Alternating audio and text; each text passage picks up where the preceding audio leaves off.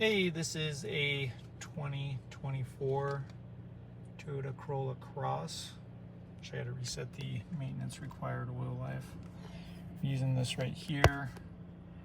Scroll over till you get to settings. From there, you're going to scroll down, vehicle settings, hold OK, scroll down, schedule maintenance, reset data, hold yes.